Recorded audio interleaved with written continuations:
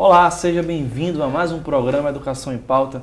No programa de hoje eu converso com Cíntia Catão. Ela é psicóloga, doutora em Psicologia Clínica, coordenadora da Coordenadoria de Atenção à Saúde do Estudante, da Pró-Reitoria de Assuntos Estudantis da Universidade Federal do Rio Grande do Norte e vem hoje conversar conosco sobre uma campanha de prevenção ao suicídio promovida pela Universidade Federal do Rio Grande do Norte. Seja bem-vinda, Cíntia, no programa Educação em Pauta. Obrigada, Bruno. Para mim é uma satisfação estar aqui no programa e eu fico à disposição, para tentar esclarecer e contribuir com essa temática que é tão importante e merece tanta atenção. Bom tê-la aqui porque cada dia mais esse alerta precisa ecoar, não é? Uhum. Projetos como esse são alarmantes, não é isso, Cíntia? Isso. Quando é que surgiu essa ideia do próprio Setembro Amarelo e o que simboliza então essa cor? Por que dessa cor? Bom, o amarelo é uma cor que serve de alerta, Se a gente pensar no sinal, por exemplo, é uma cor que chama no sentido de um alerta, E eu costumo dizer também que nos remete ao ouro, E aí a ideia de passar a mensagem de valorização da vida, De que sua vida vale ouro. Então, a campanha de prevenção do suicídio, ela traz essa marca de valorização da vida, E combate ao suicídio. Tem esse dado alarmante, que acontece, pode acontecer com qualquer um, Com qualquer um de nós. Na família, escola, universidade. Dentro da UFRN, esse projeto, obviamente, não começou esse ano, ou começou esse ano? A campanha de prevenção do suicídio, sim, A gente começou esse ano, considerando inclusive um aumento na estatística de tentativas de suicídio entre estudantes universitários, como também um aumento na presença da ideação suicida nas escutas psicológicas que a gente realizou aos estudantes, Isso é interessante. Essa terminologia, ideação suicida, seria o quê? Alguma propensão? É a presença do pensamento, do desejo de morte, De modo mais afetivo, na fala. Mas pensando já a realização ou vocês conseguem identificar? Isso aí faz parte da avaliação de risco, Na escuta psicológica a gente avalia inclusive isso, se já há presença de ações preparatórias para o ato, no sentido de uma proximidade de concretização da tentativa de suicídio, ou se inicia aí um processo de peso, de sensação de falta de sentido na vida, de desesperança, mas ainda não se iniciou um processo de preparação para o ato. Então, tudo isso a gente avalia na escuta, Para também considerar que grau aquele paciente está apresentando em termos de risco. Entendi. Tem algum número proporcional, por exemplo, hoje, se não tem especificamente com essa característica, mas de quantos alunos são atendidos pelo setor? Bom, esse ano, no primeiro semestre, lá na Pró-Reitoria, porque na universidade existem vários espaços de escuta ao estudante. A Pró-Reitoria de Assuntos Estudantis é uma pró-reitoria que é a pró-reitoria responsável por operacionalizar a Política Nacional de Assistência Estudantil, que é a política que possibilita a inserção e a permanência, busca contribuir para a permanência de estudantes prioritários, os estudantes que possuem algum grau de vulnerabilidade socioeconômica. Estou dizendo isso para explicar que, então, o nosso público é restrito. Na PROAI, o setor de psicologia atende alunos em situação de vulnerabilidade socioeconômica, Então, nesse primeiro semestre, em relação a esse grupo que a gente atende, em termos de tentativas de suicídio, a gente teve um número de 18 tentativas, que foi um número bastante significativo, comparando com o ano passado, que foram apenas 3 tentativas. Então, houve um aumento significativo e por isso nossa preocupação. E aí realmente encabeçamos esta campanha, convidando também a comunidade a pensar a respeito do cuidado na universidade, como criarmos estratégias de cuidado entre os próprios colegas, do professor com o aluno, Eu penso que essa campanha ela se caracteriza muito como uma campanha de convite à solidariedade humana, para que a gente possa estar atentos ao sofrimento do outro, ao nosso próprio sofrimento e ao sofrimento do outro. No caso, lá são os alunos, né? Os professores, por exemplo, que têm algum tipo de característica, são recebidos em outro departamento? Que é na Diretoria de Assistência ao Servidor. Ao servidor, né? Professores e servidores também, né? Porque isso, possivelmente, docentes e servidores, técnicos administrativos. Cada um com sua especificidade deve ter esse apelo. Segundo o apenas a nível de esclarecimento da Organização Mundial de Saúde, eles estimam que 800 mil pessoas morram por ano por suicídio, né? Isso daí daria quase a cada 40 segundos no mundo alguém morre por suicídio. Então, realmente é um dado alarmante, né? Às vezes a pessoa diz assim, a cada 40 segundos, agora o relógio está passando 40 segundos. É uma ideia, né? Mas é claro que isso é uma média, né? Que se faz na quantidade de suicídios naquele dia. Mas realmente é um dado que chama muita atenção, que preocupa, né? E por isso a importância de falarmos sobre isso, né? No Brasil tem, dentro de um índice nacional, né? Coloca aí como um dos 8 países, né? Ou na 8ª posição.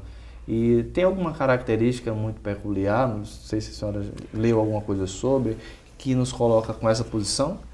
Olha, eu diria que, na verdade, a sociedade contemporânea, né?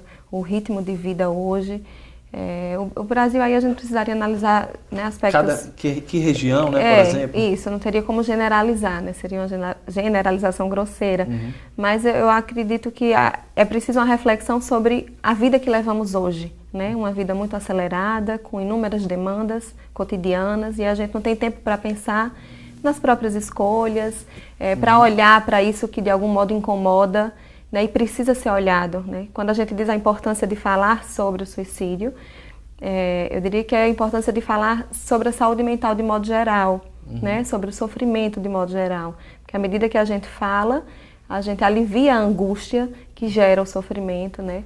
E que pode sim culminar num ato extremista como o suicídio, quando o sofrimento passa a ser insuportável. Né? Então projetos como esse, na verdade, criam a sensibilização, e eu penso, para que as famílias possam saber ouvir, não é isso? Essa é a maior dificuldade, porque a gente ainda hoje vê, por exemplo, contextos de pais, isso é frescura da criança, né? Sim, não só para essa característica, que possivelmente ela possa decidir por esse ato, mas tem diversos outros problemas também que o pai precisa um pouquinho mais de ser sensível, não é isso, Cíntia? Eu diria os pais, os amigos, né? O social de maneira geral. Infelizmente, isso é um mito, um grande mito em relação ao suicídio, né? Que se diz assim, quem quer morrer não fala que vai morrer, não diz que vai se matar, se mata, né? Aí termina dizendo que é frescura, né? Isso, mas que é frescura, ou vai passar, que bobagem, ou é falta de Deus, né? Infelizmente a gente escuta muito isso. E quando você escuta alguém que tem a ideação suicida e que sente a presença de Deus, que fala em Deus, mas que e escuta uma coisa dessa, diz, não, mas eu tenho Deus, como assim? E eu não estou mais suportando, né?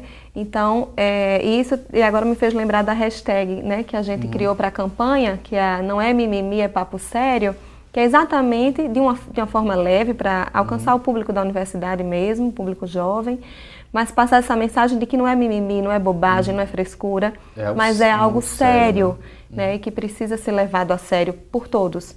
Né? Por quem está em volta. O que é legal também é passar para você de casa que tem um site, né, nacional, que é o setembroamarelo.org.br. Você pode acessar e buscar conteúdo, né? Sim.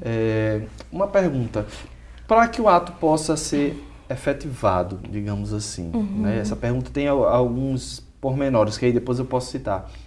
Necessariamente, a pessoa tem que ter passado por um processo muito gradativo de depressão, ou pode já acontecer de algum aluno desse ou ter uma atitude por um evento espontâneo, alguma coisa que aconteceu, pontualmente só? Então, Bruno, essa pergunta é muito interessante, né? Porque muitas pessoas associam o suicídio à presença de um transtorno mental, como um quadro depressivo. E não necessariamente. Primeiro, não quer dizer que todos que têm depressão vão ter, isso, né? Vão ter uma ideação suicida ou vão fazer uma tentativa de suicídio. Como também não é necessária a presença de um transtorno mental para que ocorra o suicídio. Qualquer pessoa que esteja vivenciando uma experiência de sofrimento muito intensa, da ordem do insuportável, pode passar a desejar a morte, né? E por isso precisa, é interessante esclarecer isso, né? Para que também rompamos com qualquer pensamento discriminatório, né? Em relação a quem passa por essa experiência de sofrimento. Né? É uma pergunta que eu não vou entrar na questão da ética profissional, tá certo, Cíntia? Mas se você puder, você me responde.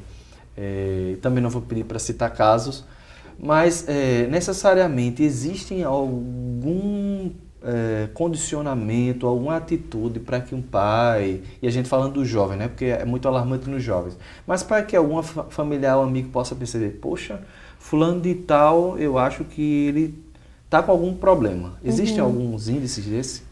Olha, Bruno, existem sinais e é importante que se conheçam, que se prestem atenção. Quando eu digo convidar a olhar para o outro, é poder prestar atenção nesses sinais. Entendi. Que quem está com um pensamento, com desejo de morte, apresenta, em geral, apresenta sinais que podem ser verbais, a pessoa verbalizar algo do tipo, eu não suporto mais, eu me sinto um peso, a minha vida não tem sentido, né, eu quero sumir. É claro que às vezes qualquer pessoa pode dizer isso, né?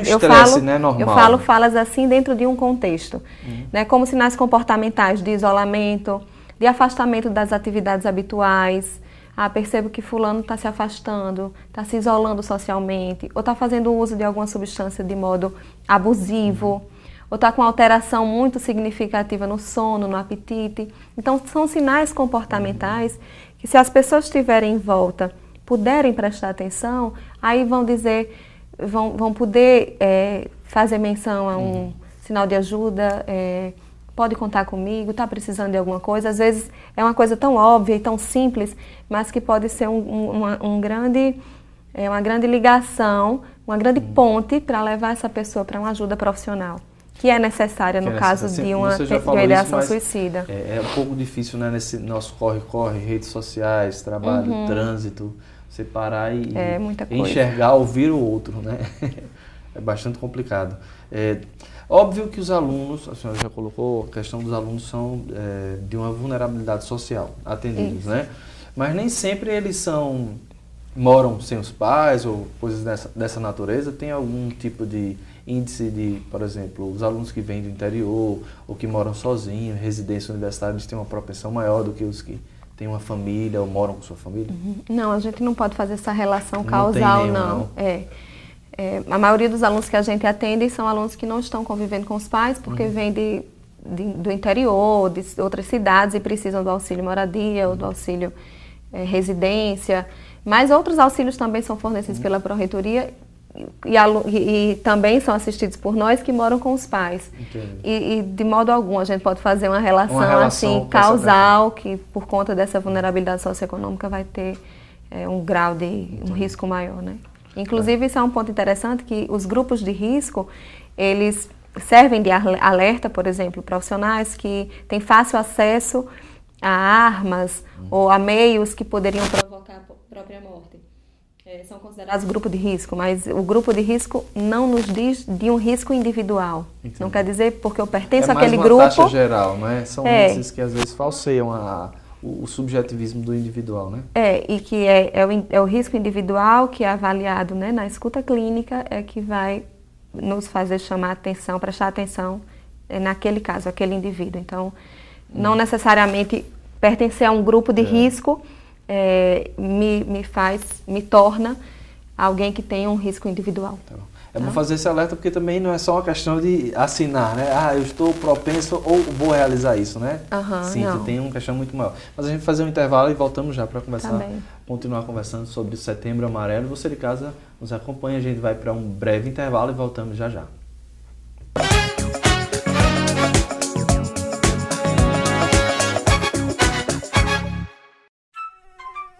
Assim ele parece inofensivo, mas você já sabe os males que esse mosquitinho pode trazer. Por isso, todo cuidado é pouco para que o Aedes aegypti... E também psicóloga da Universidade Federal do Rio Grande do Norte, instituição que está promovendo uma campanha contra o suicídio. E a gente está conversando sobre isso desde o primeiro bloco, não é, Cíntia? Como é que foi organizada essa programação, né? A gente tem 3 eventos que já aconteceram, né? O do dia 11, o dia 13, o dia 20, e o próximo dia 28 a gente tem o último evento. Né? Como é que foi organizado junto com as outras cabeças pensantes?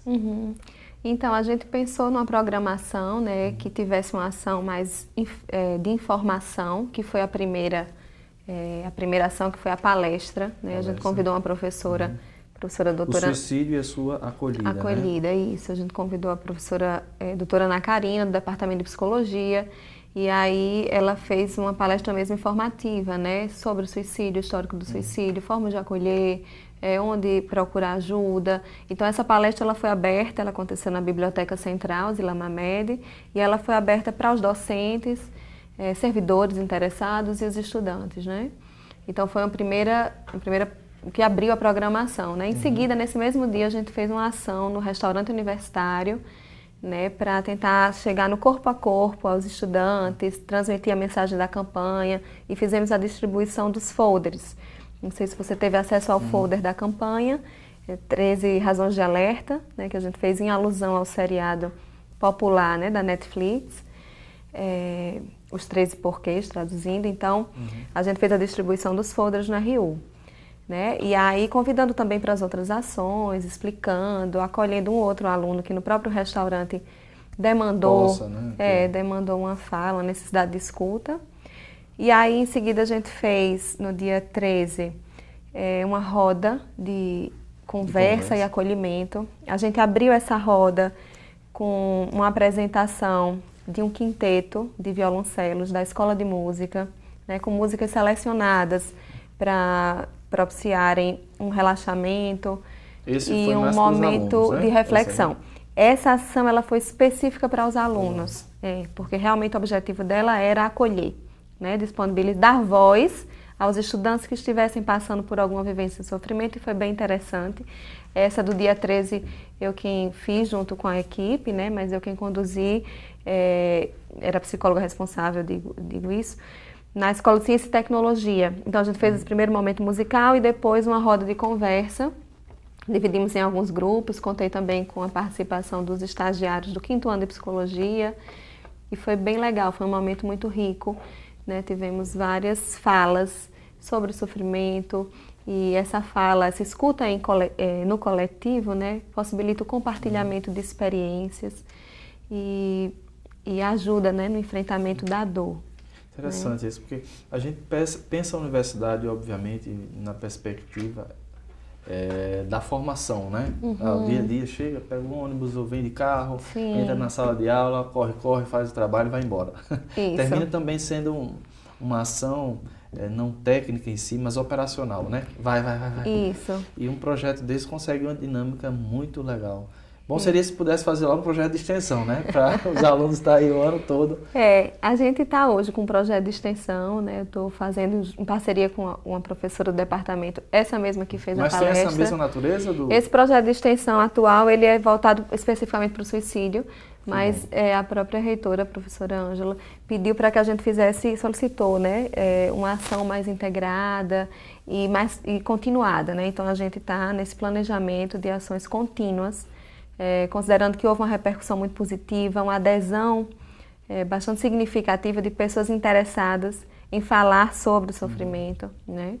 E que bom que a universidade está aberta para isso, os professores estão se mobilizando e a gestão tem apoiado bastante essa causa, a necessidade de cuidar dos estudantes, né? Porque entendemos que a universidade ela não tem a responsabilidade apenas na formação técnica, mas no desenvolvimento pessoal, né, dos cidadãos que ali estão, né, se formando. Então, nesse entendimento dentro da sociedade, né? Isso. Para se entender dentro da sociedade o que se pode fazer. Isso. Né? E aí não tem como fecharmos os olhos para essa demanda por atenção psicológica que está, infelizmente, cada vez maior, né, dentro do ambiente acadêmico, e a gente precisa olhar para isso e cuidar disso. Né? Que bom que ainda existe um contexto de tantos cortes orçamentários, né? Poderia ser mais, né, Cíntia, mas ainda tem o próximo, que vai ser no dia 28, né? Tema Isso. em debate, suicídio entre jovens. Isso. E Essa no caso oficina... você também. Não, essa oficina temática é em parceria com outras duas professoras do Departamento de Psicologia, né, que são, têm formação em clínica e vão fazer essa oficina, que é um momento para aproximar também essa vivência de sofrimento. Então, vai ser um número restrito de alunos, em torno de 25 cada oficina. Serão duas oficinas, né? Qual seria a principal forma de prevenção? Essa consulta clínica e acompanhamento? Ou teria outras, quem sabe, operadores de resiliência que pudessem fazer com que esses alunos deixassem de lado essa ideia suicida, por exemplo? A gente não pode ter essa pretensão, não é uma conta matemática. Não podemos ter até a ingenuidade de achar que por conta de uma campanha de prevenção vamos garantir a eliminação das tentativas de suicídio. Claro. Quem dera, mas não, isso não é possível, né? Se tratando do humano é muito complexo e a gente não tem como dar esse tipo de garantia, né? E por isso mesmo eu falei que a campanha de prevenção é muito mais uma campanha de convite para olharmos para o sofrimento, né? Então, eu acho que e aí a mensagem principal é essa, é ficarmos atentos ao que está incomodando, ao que está doendo na gente mesmo ou em quem está do lado, e nesse sentido buscar ajuda. E aí falo em relação à ideação suicida, a necessidade de uma escuta profissional, que é para que esse sofrimento tenha um lugar, né, e isso possa ter vazão, essa angústia ser eliminada, e nessa escuta profissional possa surgir outras possibilidades de enfrentamento para essa dor que não a morte, né? Que é o que, quando a ideação suicida está muito evidente, é como se a morte fosse o único modo possível de acabar com aquela dor. Não se consegue visualizar outras formas. Solução, né? E aí, havendo um bom vínculo terapêutico, é possível ir buscando e tentando fazer surgir essas outras formas, né? Na sociedade tem uma certa crítica, né? Não sei se você já sofreu, já leu, já soube, que dizem, poxa, a mesma coisa com a violência, a questão do suicídio. Do tipo, não vamos falar sobre, porque vai incentivar. Sim. Mas acho que é o contrário, né? E essa campanha tem tudo a ver. Quanto mais a gente falar, a gente vai sensibilizar, talvez não pacientes em potencial, mas quem está ao redor que poderiam ajudar, não é isso, Cíntia? Uhum. Essa fala ela não é em vão, Bruno. Isso acontece em decorrência de um livro que foi publicado em 1870, O Sofrimento do Jovem Werther, de Goethe. De Goethe, né? O alemão. Isso. E esse livro, ele termina, vou dar um spoiler agora, mas pode... Ele termina com o suicídio, né, do protagonista do livro. E na época ele gerou várias mortes, né, na sociedade alemã. Então, inclusive ficou conhecido como efeito Werther, esse efeito cascata, né, do suicídio, do fenômeno do suicídio. No caso do personagem, por digamos assim, um problema amoroso, né? Exato, uma desilusão amorosa, não sei se desilusão, mas não poder concretizar um grande amor, né, naquela história lá. E aí por isso esse cuidado, então eu diria que é preciso ter cuidado no modo como se aborda o fenômeno, como se falar sobre isso, né? Um alerta também em relação à série da Netflix, que de algum modo abriu espaço para a temática, né, entre os jovens, inclusive houve um aumento de mais de 100% nas ligações para o CVV após o lançamento da série, o que é bom porque mais pessoas pediram ajuda. Por outro lado, vem esse questionamento de ter sido um gatilho, né? E a série tem um fator preocupante, porque o próprio título, né, fala 13 razões por quê, né, os 13 porquês, como se houvesse ali razões que justificassem o suicídio. Exato, né? E isso é um mito que precisa ser rompido, né? Não há um porquê. A gente pode tentar encontrar, mas não vai encontrar. Esse desfecho extremista do suicídio, ele vem como resposta a uma história de vida, a uma complexa rede de fatores, né? E não tem como a gente apontar um porquê. Pode até haver um evento precipitador, mas não porquês, né? Então, há uma preocupação no sentido de como se abordar esse fenômeno. Mas abordar no sentido de esclarecer, de desmistificar, de de passar essa mensagem de não haver o julgamento, mas o acolhimento à dor, né? Se a pessoa, imagine, se a pessoa passa por um desejo de morte é porque a dor está muito insuportável, é uma sensação de desesperança mesmo. Essa pessoa precisa ser acolhida, né?